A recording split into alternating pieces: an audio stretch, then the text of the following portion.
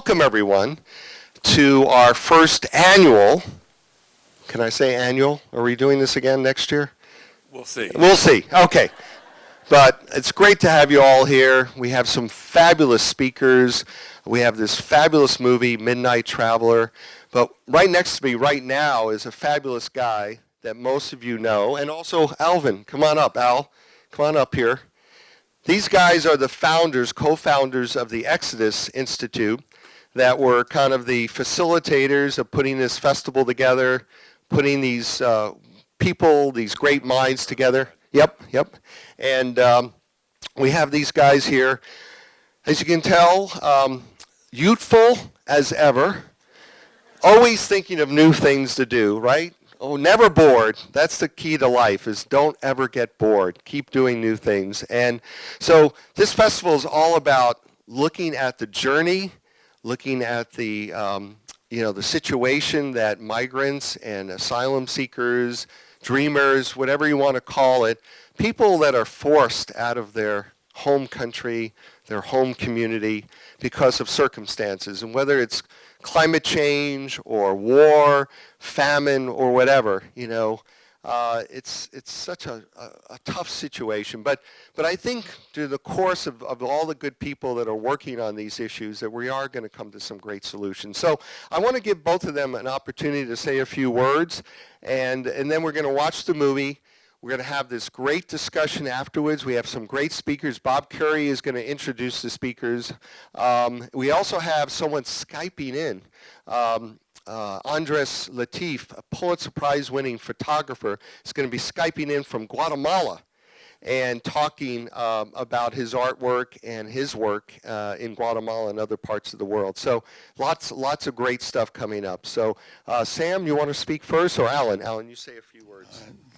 Thank you. In my religion, there's a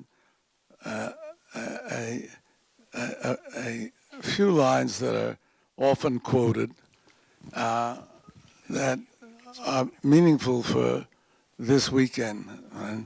And the words are that if we are not for ourselves, right, who will be for us? Right? If we are not for others, what are we? And if not now, when? And it tells the story.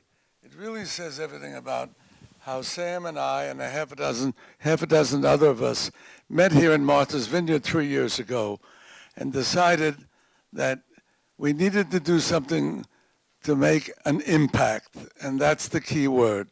We're not going to solve the problems of forced migration and refugees and people seeking asylum, right? We're going to make an impact with the help of people like you and others who will care about others, right? We're going to get the job done. And so I thank you for being here, and I hope you'll feel as we did and still do after you've watched a few films. Sam? Sure. Thank you. And I met Alvin Trenk 3 years ago. He was here with Sharon Stone. Do you all know Sharon Stone? And he was here in her entourage where Richard Paradise was giving her an award for her international philanthropy. And by the way, Alvin and I are grateful that everyone is here, and we're also grateful as old geezers that we're here. Even more grateful. So Sharon Stone was here for an award. Marilyn and I were having lunch at the water tower, the water view, waterside in Vineyard Haven in a table outside, and Alvin walked down the street and he recognized us from the night before and sat down with us, and then Sharon Stone sat down with us, and we started talking about common interests, and the only common interest we had was ships. And Alvin is the owner of a small aircraft carrier docked in New York. And it's a helicopter landing ship. It's not the Enterprise, which I thought it was when I met him.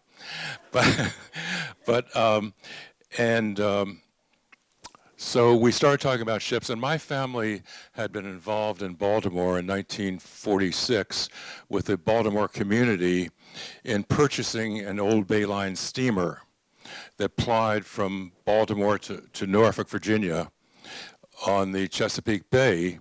And we as a community purchased that ship, which had 400 staterooms, and we in the community converted it to a ship that held 4,000 people.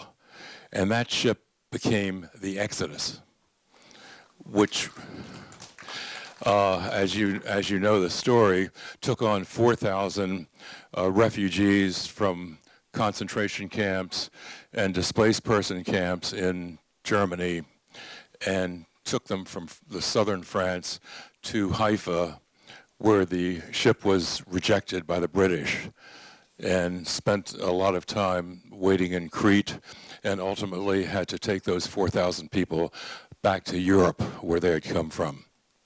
And the Exodus was the ship was the genesis for our calling, our dream, the Exodus Institute. So, with that, Richard, by the way, which was more pleasant for you, having Sharon on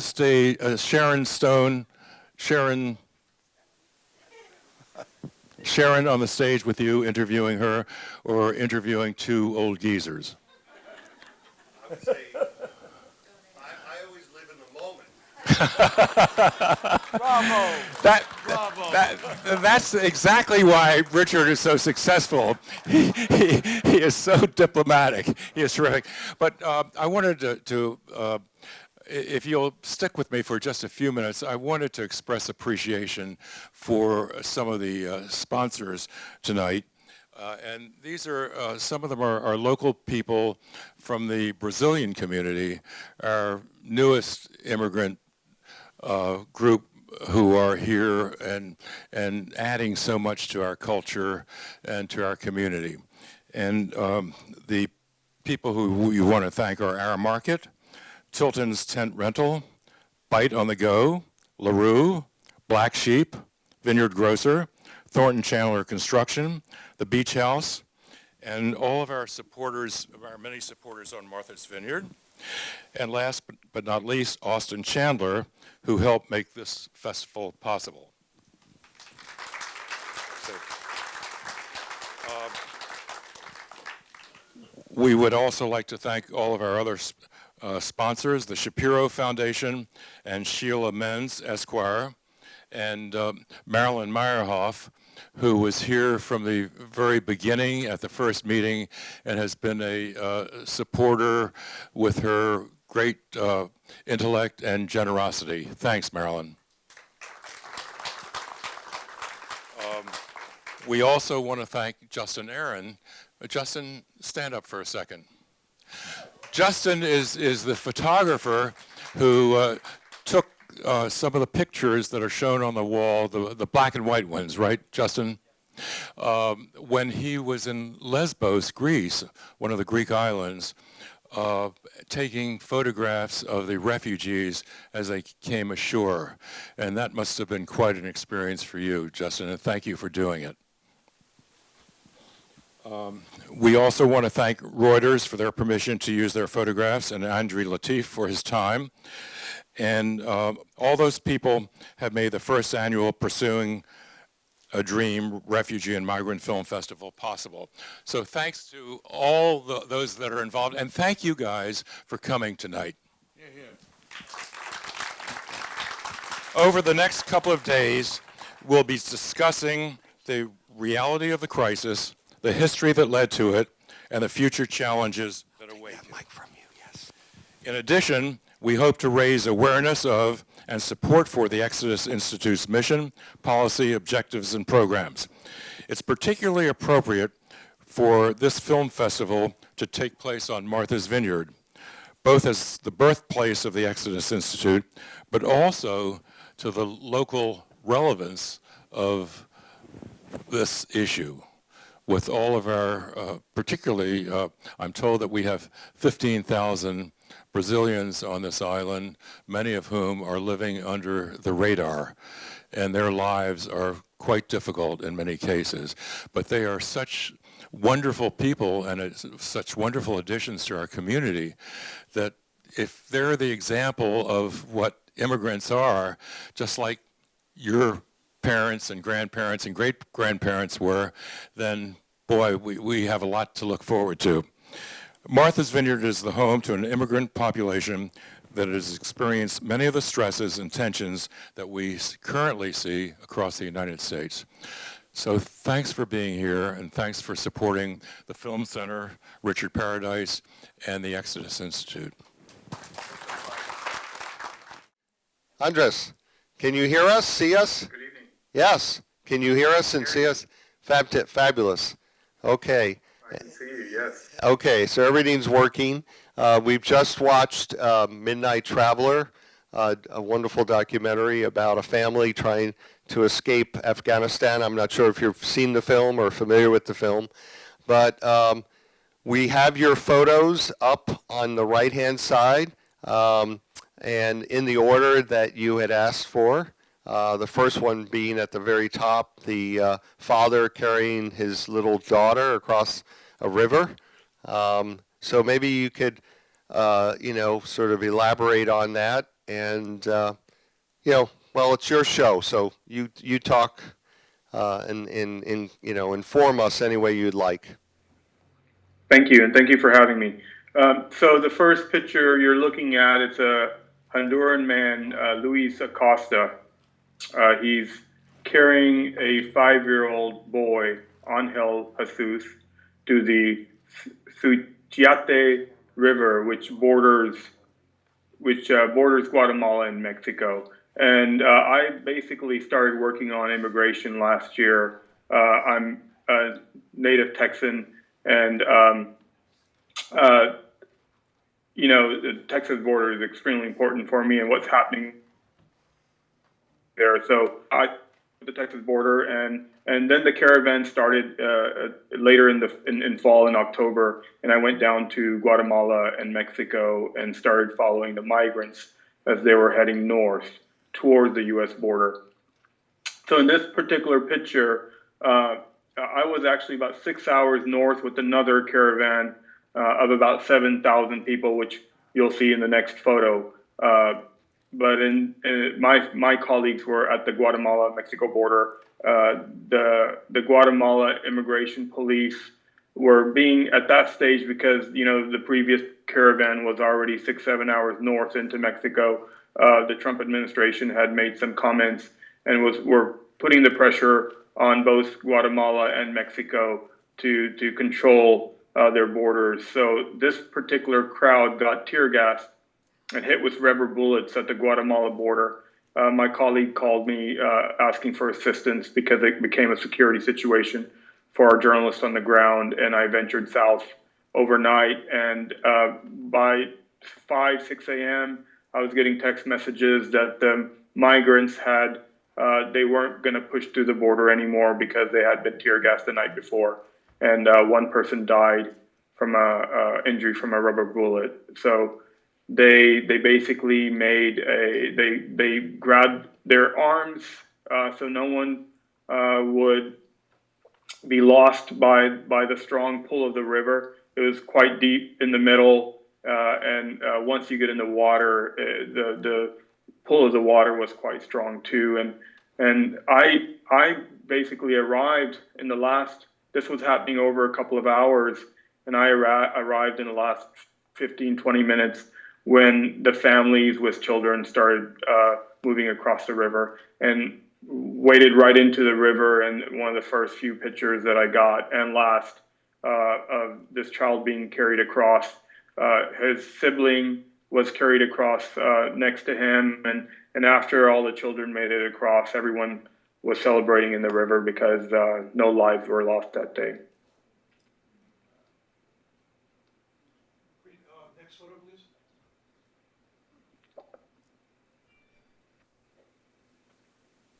So if I'm correct, it's an image of a large crowd.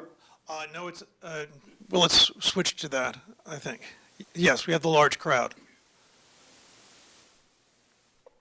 Okay, so this is one of the largest caravans, which got a lot of the attention in October of last year. A lot of these migrants, they traveling in smaller groups in previous years, and for their own safety, they gathered in numbers.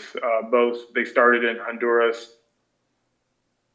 through Guatemala, and this is when they've crossed into Mexico through the Guatemala border. And a lot of again were there was tear gas and police that were trying to keep them out of Mexico in riot gear, and they hit a lot of civil conflict there at the border before they got across. But once they got across, I walked for miles and miles, and it wouldn't stop. I couldn't see. I just couldn't believe how many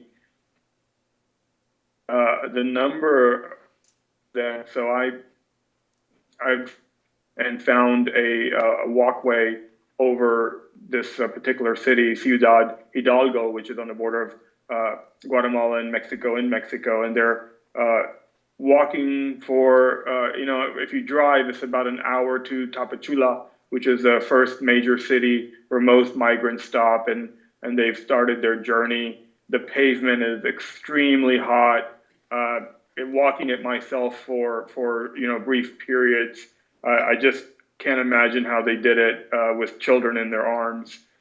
So you can see there's quite a number of them. I wanted to show the size in this picture, and the UN estimated this crowd being around 7,000. Thank you. And the third slide, please. We know. So, a picture of a 9-year-old migrant girl from. It's a picture of a 9-year-old migrant girl from Guatemala.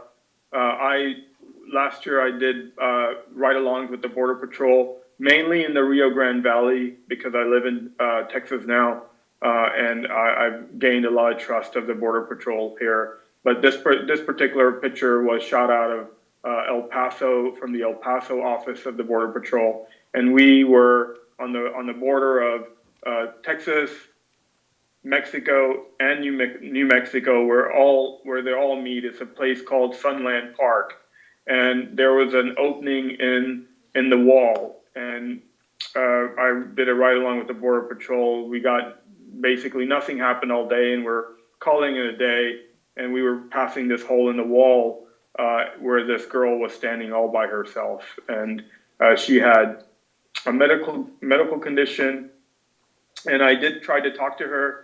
She was indigenous Guatemalan, so I couldn't pick up her name, but I did find out that she was 9 years old and she was from Guatemala. This picture was taken on June 14th, 2018. And this is about where Trump's policy on children came to light. We're separated, the separation policy. It was around, I think, June 13th, the day before. So most likely, this girl was taken into one of the camps, and so.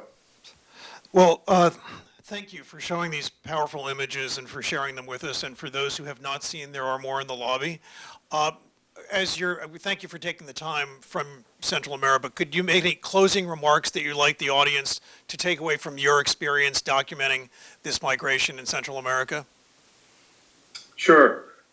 I've witnessed migrants with children in their hands who have left the security of their homes, their families, their livelihoods, and risk wading through deep rivers, through tear gas and rubber bullets at borders, not knowing when their next drink of water or food will be, as they search for a better life for themselves and their children. I am now in the pursuit of the question, why would they take such risks? At the U.S. border, I have witnessed the Border Patrol upholding the current policies of our government. I've witnessed them taking risks to protect our borders against the smuggling of narcotics and seen firsthand as they save migrants who have become dehydrated and disoriented and near death. To me, this world is small. What affects these migrants will soon affect all of us. It's our duty to seek the truth and do what we can to make this country and this world a better and safer place for all of mankind. Thank you. Thank you, Andres. Appreciate your time. Thank you very much. We appreciate your taking the time, and we look forward to seeing more of your powerful images. Thank you for having me. Okay. Now we're just quickly going to change the stage and bring up our panelists for tonight, who will, I think we've really honored. We have Wendy Young, who's both a colleague and a friend of many years. Wendy Young, the president of KIND, Kids in Need of Defense, and the founder, a friend of many years and an esteemed colleague. Where do we sit? Two wireless mics. Okay. Share. How about you, Wendy, here? And, okay. Wendy's work ensures the legal representation of migrant children and fights for policy solutions for protection and legal rights of immigrant children, and promotes an environment where no child should migrate involuntarily.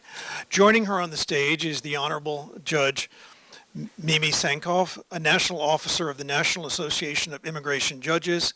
Judge Tsankov has been a U.S. immigration judge since 2006 and speaks regularly before members of the human rights legal community at international, national, and regional conferences on the rights of immigrants. Welcome, both of you, tonight. Thank you. Great. Before I get started, I wanted to discuss tonight's themes of the journey. Adrees discussed his experience on the ground, documenting the journey of migrants attempting to come to the U.S.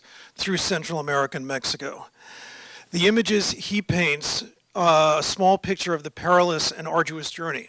Wendy and Mimi, I want you to discuss some of the work you do as it pertains to the end of the journey, if you would. Wendy, why don't you start, if you may? Well. Sure, and thank you, Bob, and thank you, everyone, for being here and including me in this wonderful event. First, I'd like to say that what's really driving children and families out of Central America, and when I say Central America, I mean Guatemala, El Salvador, and Honduras right now, is severe violence that's largely inflicted by gangs and narco cartels that are very systematically taking over communities in Guatemala, in those three countries. Oh, sorry. Can you hear me now? Okay. I sound like a cell phone ad. It's violence that's driving these children and families out of these three countries in desperate search of protection. And as one mother said to us, I'd rather see my daughter die on the way to the United States than die on my doorstep. So it is a push factor that is really causing a refugee flow to our borders. This crisis is ongoing. This year, in fact, we are probably going to hit higher numbers than we've ever seen before. In 2014, 68,000 children arrived alone in the United States. We are certainly going to surpass that number this year. So what KIND does, my organization, to help these children is we provide them with pro bono or volunteer legal representation in their deportation proceedings, because children, just as adults are placed into deportation proceedings once apprehended at the border, where they're expected to raise a defense against their removal from the United States. And I've seen children in U.S. immigration courts as young as 5 years old appearing before a robed immigration judge with an experienced trial attorney from the Department of Homeland Security arguing for that child's removal, and the 5-year-old stands there alone without a lawyer. Without a volunteer, these kids are forced to go through these proceedings by themselves. We've represented over 800 families who were separated during the family separation crisis last year. We represented a 6-month-old baby who was removed from her mother at the border. The 6-month-old had to be carried into the courtroom. Imagine that in the United States. But this is happening day in and day out throughout our country in hundreds of courtrooms, such as the judge where the judges are actually, I have great admiration for them doing their best to bring justice to these families and to these kids. It's a very, very difficult situation that's getting worse by the day. And I'm just going to end by saying that similar to the film we saw about what's happening in Europe, the current administration is actually pushing people back into Mexico and forcing them to wait to apply for asylum. Some people are being told they will not be allowed into the United States until 2021 to pursue their asylum claim. So what you saw happening in Europe is in fact unfolding on our back doorstep today.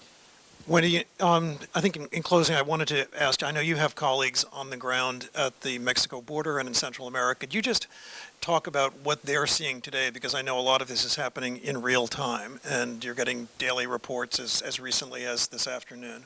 Yes, I actually have a team of that was at the border returned today, and they were sending us information by email today and reporting that they actually saw children who are malnourished. People are not receiving food. They're not receiving water. They're living on the streets of cities like Tijuana and Juarez. Gangs, smugglers, traffickers are circling these people, preying upon them. There are civil society shelters trying to provide them with services, but they're grossly overcrowded. People are in despair. They're starting to give up. And that is exactly what this policy is intended to do. And this has been instituted by the Trump administration. They're expanding this policy across the border as we speak. And the latest news today was that we actually signed a safe third country agreement with Guatemala. In other words, if somebody comes through Guatemala, we will force them back to Guatemala, which has no asylum system whatsoever. So we are effectively, he has not gotten his wall, but he has effectively closed the border to asylum seekers. Thank you. Judge Tsankov, one of the problems we see with our immigration system today is not only the influx of asylum seekers and thus asylum cases, but also the backlog of cases in the system. Could you speak to what is happening and what changes you think should be made in that system? Okay, so thank you for the question, and I'm speaking here in my capacity as a representative of the union, representing all of the immigration judges presiding in the immigration courts. I don't have authority to speak on behalf of the Department of Justice, but you may be interested to know that as an immigration judge, I don't work in the normal judiciary. I work for the Attorney General. All of my authority to preside over deportation proceedings and to grant relief to respondents who are leaving countries where they fear that they're going to be subject to persecution. It all derives from the Attorney General, which is the top law enforcement official in the United States. So you have to think about the context in which these cases are being reviewed. They're being reviewed through a political lens, unfortunately, because there's this top-down, aggressive threat on the immigration court process. As immigration judges, we're required to certainly create a fair and impartial proceeding. We are supposed to provide due process to the respondents who appear before us, but that is very challenging when they are not given any right to free representation. They have to seek their own representation, even if they are 6 months, as you heard. It's also very, very challenging because as immigration judges, we're being asked to do much, much more with less. We have a 1 million case backlog right now, and that means that immigration judges who are being asked to complete up to 700 cases a year, which might sound like a reasonable number to you, but that turns out to be over 2.7 trials per day. And that means that's even if you don't have any vacation time or any leave time. So the challenges that are being placed on the judges and on the system is so extreme. It means that a case like this, the one that you just saw in the film, is going to be subject to significant delay and even being able to be heard by the court. You saw in that system it took up to 3 years for the case to be considered by the Hungarian. It took a significant period of time. I think they were in the refugee camp for about 3 years or so, waiting for their case to be heard. That's not unusual in the United States either. So justice delayed is justice denied in many instances because people are simply just waiting to have their case heard, and they may have very strong avenues for relief, but simply can't get their cases heard before the judges. Thank you. Now, do we have any questions from the audience that we can take now? We have a few minutes.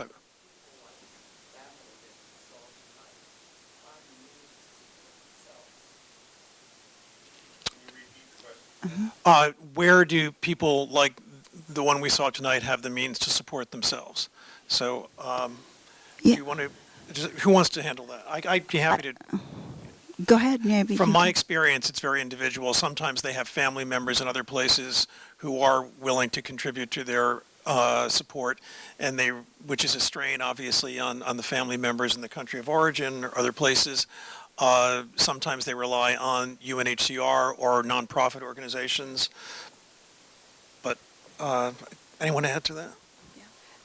I would say with the children that we work with, typically what happens is they're taken into federal custody through the Office of Refugee Resettlement, which Bob used to head under the Obama administration, where they're provided initial care, and the ORR is basically charged with finding family that the child can be released to. The family is vetted to ensure that it's a safe setting that the child is headed to, and then it is the responsibility of that family to support the child. Yes, Al. I'm Sam. Is there anything that we can do as individuals to help mitigate this situation other than using our votes? Well, that's a good start.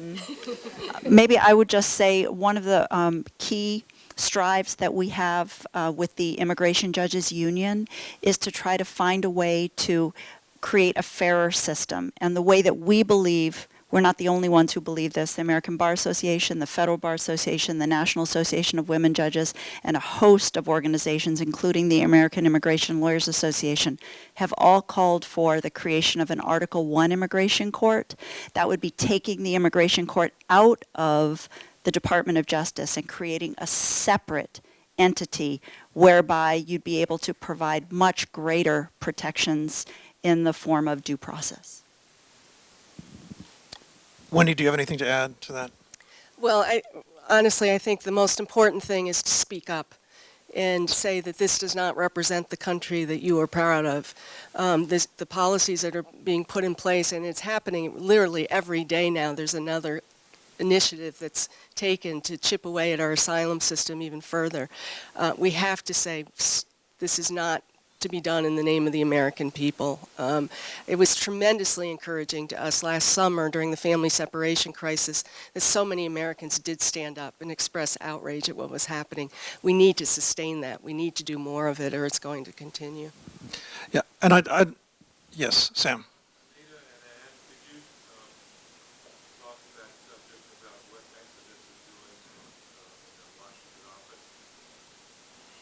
Well, I think I'd be happy to address that in short. And I think one of the takeaways we'll have is at the conclusion of this 3-day conference, you will see talking points and advocacy options for you in terms of contacting your congressman, advocating in your community, advocating with your representatives, maintaining the asylum system, which has been historically part of our national heritage, and ensuring that that takes place, that refugees who do apply, that asylum seekers have a fair hearing under the law, that it's impartial, that our borders remain secure, that we provide asylum, that we respect the international accords to which the U.S. has traditionally subscribed, that we respect our own laws and that we continue to adhere to them, and that the tradition of welcoming and respecting the right to seek asylum is maintained in this and future administrations. That's in short, but we will have very specific points both on the website of Exodus and also in the handouts at the conclusion of the 3-day festival. So, in conclusion, are there any takeaways that you'd like to add to this? One thing that I'd say is that as immigration judges, we really are fighting back against the administration's policies that we think are impeding our ability to provide due process. So I don't want you to walk away from this film and be despondent. I want you to know that there are a lot of government officials who really are working hard to try to help these respondents who are appearing before them, and they do have many opportunities to grant relief. Not in every case, but oftentimes they can provide support. And to add to that, with the lawyers that we match the children to, we win 96% of our cases. Right. Yeah, I think, right. And I think I'd like to, add to both of our esteemed panelists that there are solutions, there are positive things being done. I think we don't want to leave you with the sense of hopelessness. There are, what we've been working to do at Exodus and with our partners is to give a voice and a face to this current crisis, to translate those numbers and those reports into human stories, because each of them does represent a compelling individual story, and there are concrete things that we can do as individuals, as advocates, as volunteers in our community, and we will be putting out a roadmap for you to do that, engaging with organizations like Wendy's or with Exodus or with some of the other panelists who will be here over the next couple of days. So we invite you to continue participating. We welcome your support, and we thank you for being here and participating. Thank you.